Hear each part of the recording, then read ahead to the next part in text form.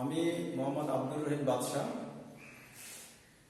Dimla technical and business management ইনস্টিটিউটের vocational শাখার আমি একজন ট্রেড ইনস্ট্রাক্টর।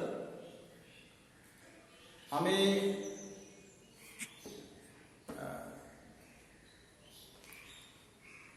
এখানে তিনটি বিষয়ে ছাত্রদেরকে পড়িয়ে থাকি।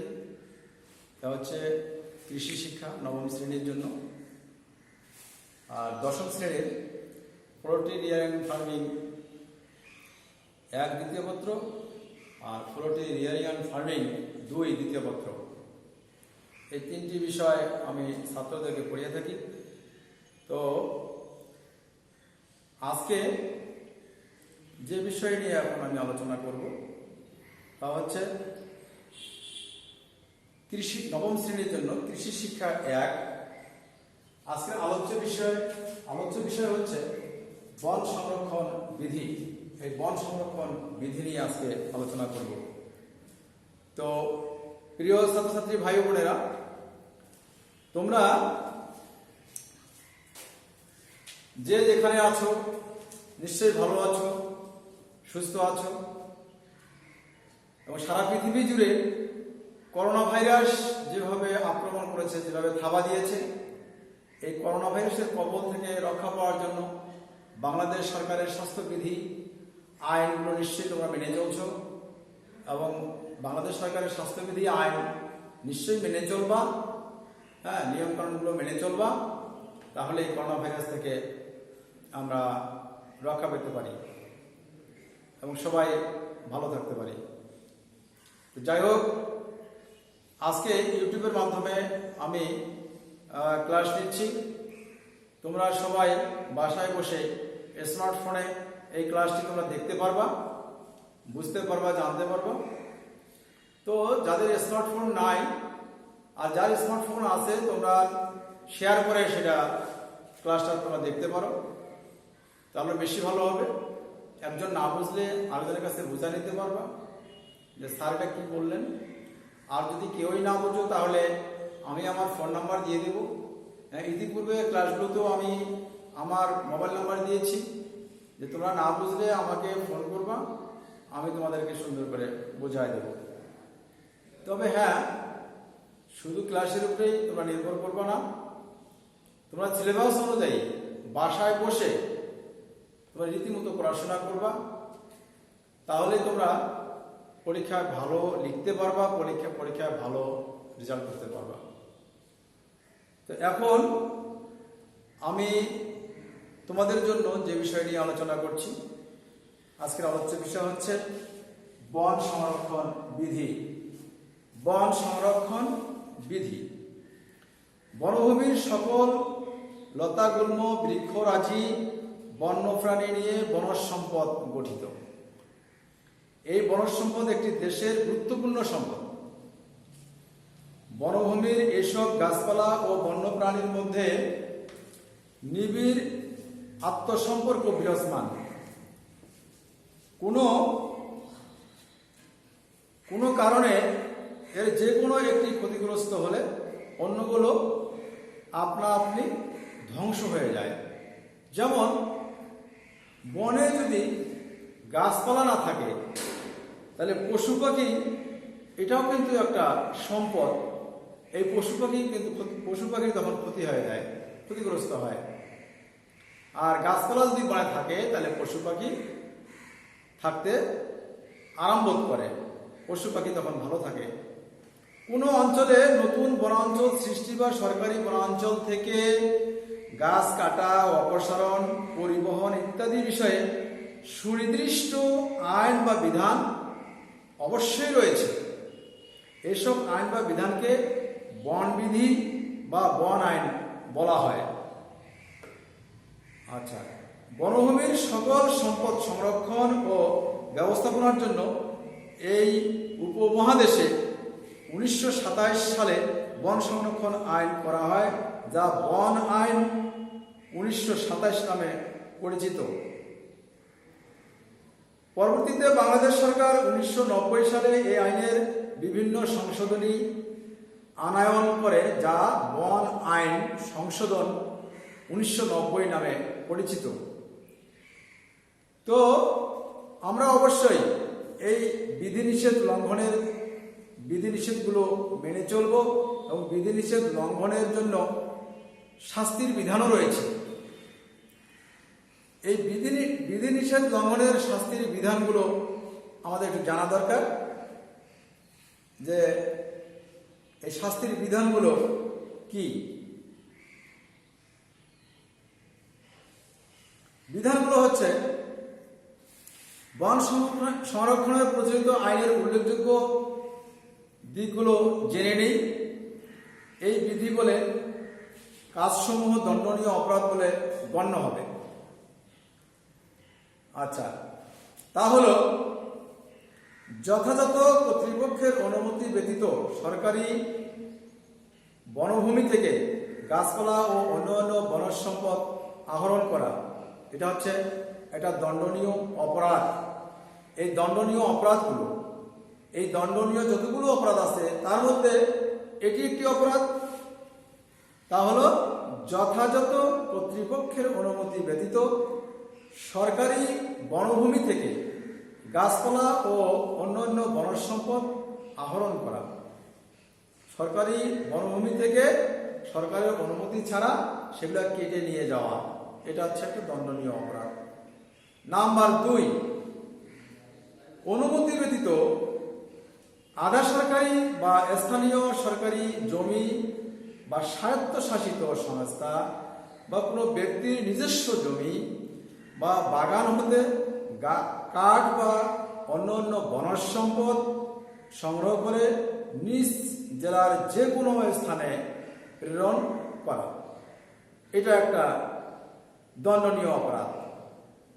নাম্বার 3, যথাযথ কর্তৃপক্ষের বিনা অনুমতিতে সরকারি বনাঞ্চলে প্রবেশ করা। বনভূমিতে ঘরবাড়ি ও চাষাবাদ করে বনাঞ্চলের ক্ষতি সাধন করা। তাহলে সরকারি যে বনাঞ্চল আছে, এই বনাঞ্চলগুলোতে, এই বনভূমিতে সরকারের বিনা অনুমতিতে এই বনে প্রবেশ করা, এটা একটা শাস্তিযোগ্য দণ্ডনীয় অপরাধ। আবার বনভূমির গাছপালা কেটে সেখানে ঘরবাড়ি তৈরি করা এবং বনভূমির গাছপালা কেটে সেখানে চাষাবাদ করা, এটা একটা মারাত্মক ক্ষতি সাধন হয় এবং মারাত্মক দণ্ডনীয় অপরাধ। নাম্বার 4, বনাঞ্চলে গবাদি পশু চড়ানো। বনাঞ্চলে গবাদি পশু চড়ানো যাবে না। গবাদি পশু অনেক গাছের চারা খেয়ে ফেলতে পারে, এটা একটা দণ্ডনীয় অপরাধ। প্রয়োজনীয় অনুমতি ব্যতীত বনের গাছ কাটা, অপসারণ ও পরিবহন করা। প্রয়োজনীয় অনুমতি ছাড়া, সরকারের অনুমতি ছাড়া বন থেকে গাছ কাটা এবং সেখান থেকে গাছ অন্য জায়গায় পরিবহন করা, অন্য জায়গায় নিয়ে যাওয়া। নাম্বার 6 নম্বর দণ্ডনীয় অপরাধ হচ্ছে, যথাযথ কর্তৃপক্ষের অনুমতি ঋতু ব্যতীত অন্য সময়ে আগুন জ্বালানো, আগুন রাখা বা বহন করা, এসব করা দণ্ডনীয় অপরাধ। তাহলে বনের ভিতরে আগুন জ্বালানো যাবে না, আগুন রাখা যাবে না, আগুন দেওয়া যাবে না। নাম্বার 7, বনের কাঠ কাটার অথবা কাঠ অপসারণের সময়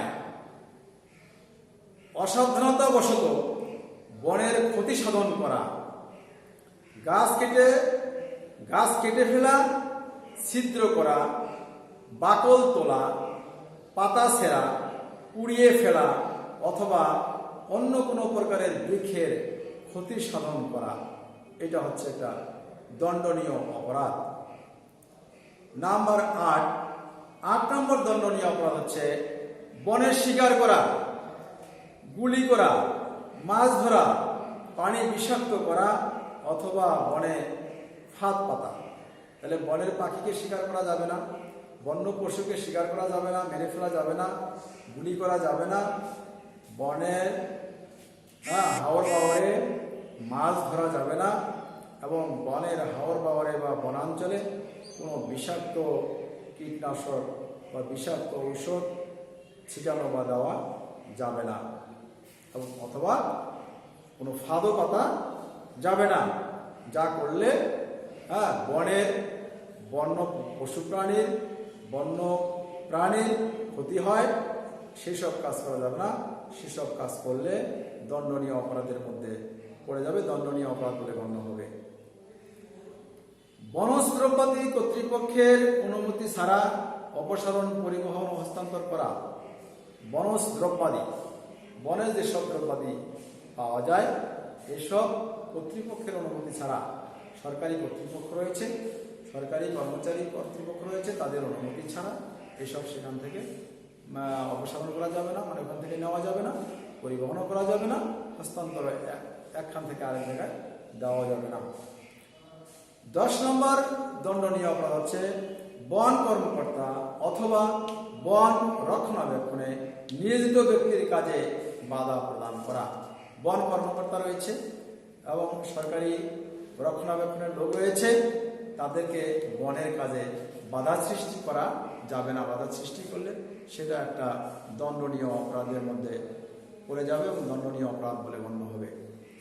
দণ্ডনীয় অপরাধ 11, যথাযথ অনুমতি ব্যতীত বনের মধ্যে গর্ত খোঁড়া, চুন বা কাঠ কয়লা পোড়ানো অথবা কাঠ ব্যতীত অন্য কোনো বনজাত পণ্য সংগ্রহ করা অথবা শিল্পজাত দ্রব্য প্রক্রিয়াজাত করা, অপসারণ করা, এসব করলে দণ্ডনীয় অপরাধ বলে গণ্য হবে। দণ্ডনীয় অপরাধ 12, বিভাগীয় বন কর্মকর্তার পূর্বানুমতি ব্যতীত কোনো সংরক্ষিত বনে আগ্নেয়াস্ত্র সহ প্রবেশ করা। তাহলে কি হলো? বিভাগীয় কর্মকর্তার পূর্বানুমতি, বিভাগীয় কর্মকর্তার অনুমতি ছাড়া সংরক্ষিত বনে যদি আগ্নেয়াস্ত্র সহ, আগ্নেয়াস্ত্র বলতে বোঝাচ্ছে কাকে, কোন জিনিসটাকে? সেটা হচ্ছে বন্দুক। যে বন্দুক দিয়ে পশু পাখি শিকার করা যায়, এটা হচ্ছে আগ্নেয়াস্ত্র। এই আগ্নেয়াস্ত্র সহ প্রবেশ করা দণ্ডনীয় অপরাধ। এই হচ্ছে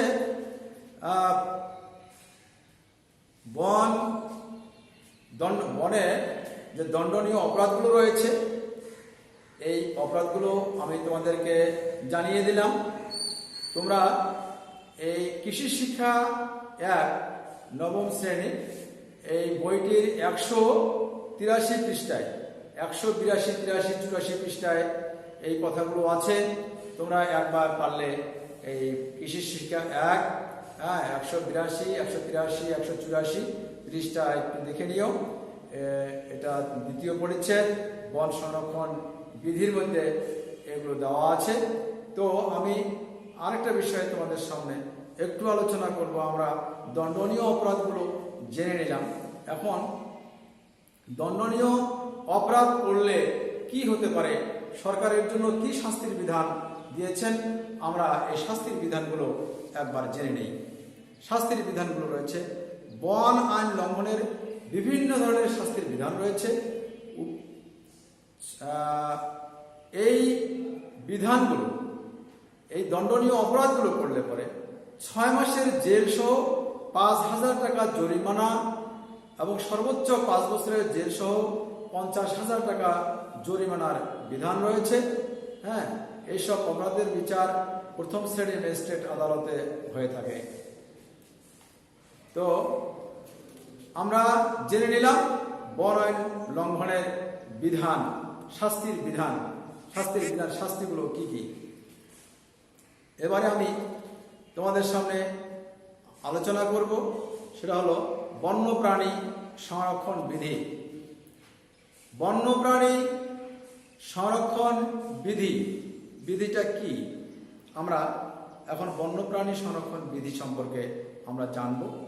আমরা চলে আসি বন্যপ্রাণী সংরক্ষণ বিধিতে। বন্যপ্রাণী সংরক্ষণের জন্য বাংলাদেশ সরকার 1973 সালে একটি আইন প্রণয়ন করেন, যা বাংলাদেশ বন্যপ্রাণী সংরক্ষণ অধ্যাদেশ 1973 নামে অভিহিত এই আইন বলে বিনা অনুমতিতে, এই আইন বলছে কি বলছে, এই আইন বলছে বিনা অনুমতিতে যে কোনো উপায়ে বনাঞ্চলে বন্যপ্রাণী শিকার বা হত্যা করা, বন্যপ্রাণী প্রজননে বিঘ্ন সৃষ্টি, জাতীয় উদ্যানের সীমানার 1 মাইলের মধ্যে কোনো প্রাণী শিকার, বিদেশি প্রাণী আমদানি বা বিদেশি রপ্তানি করা প্রভৃতির ক্ষেত্রে বিধিনিষেধ আরোপ করা হয়েছে। আচ্ছা, এই আইনের মধ্যে এইসব উল্লেখিত রয়েছে। এই আইন লঙ্ঘন করা শাস্তিযোগ্য অপরাধ। এই আইন লঙ্ঘন করলে কি হতে পারে? বন্যপ্রাণী সংরক্ষণ বিধি লঙ্ঘনকারীকে আদালত 6 মাসের জেল সহ 500 টাকা জরিমানা এবং সর্বোচ্চ 2 বছরের জেল সহ 2000 টাকা পর্যন্ত জরিমানা করতে পারে। এই আইন ভঙ্গকারীকে আর্থিক জরিমানা সহ বিভিন্ন মেয়াদে জেল দেওয়ার বিধান রয়েছে। তবে মানুষের জীবন বাঁচাতে, ফসলের ক্ষতিরোধ ইত্যাদি ক্ষেত্রে বন্যপ্রাণী শিকার বা হত্যা করা শাস্তিযোগ্য অপরাধ নয়। এখন দেখা যাচ্ছে যে বন থেকে একটি বাঘ ছুটে এসে মানুষের এবং গবাদি পশুর ক্ষয়ক্ষতি করতেছে। সেই বেলায় সেই বাঘটিকে গুলি করে হত্যা করা যাবে, এই বিধানও আবার সরকার দিয়েছে, এই বিধান রয়েছে।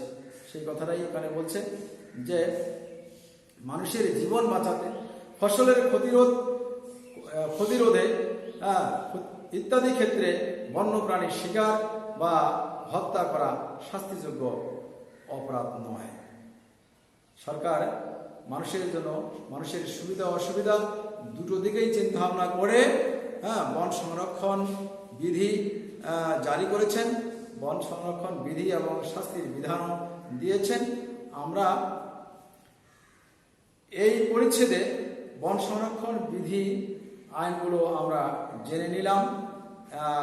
এটা পরীক্ষায় প্রশ্ন আকারে আসতে পারে, তো আমরা এটা বাসায় বসে আরো ভালো করে জেনে নেব, আরো ভালো করে পড়ব।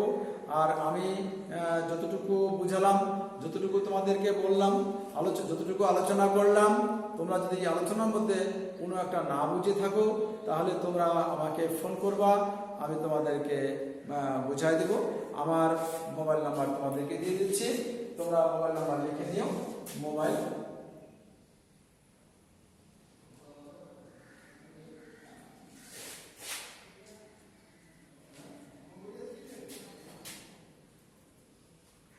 01712 361914। আমি আবার বলছি 01712 361914। আমার এই নাম্বারে আমাকে ফোন দিবা। এই নাম্বারে ফোন দিলে আমি বুঝাই দেবো যদি তোমরা না বুঝে থাকো। তবে হ্যাঁ, আমি ব্যস্ত থাকলে হয়তো বলতে পারি যে আমি এখন ব্যস্ত আছি, আমাকে এতটার সময় ফোন দিও, আমি বুঝাই দেবো, হয়তো এতটুকু বলতে পারি। তো ছাত্রছাত্রী বন্ধুরা, আজকে এই ক্লাস এই পর্যন্তই। তো তোমরা সবাই ভালো থাকো, সুস্থ থাকো। ধন্যবাদ সবাইকে। আল্লাহ হাফেজ।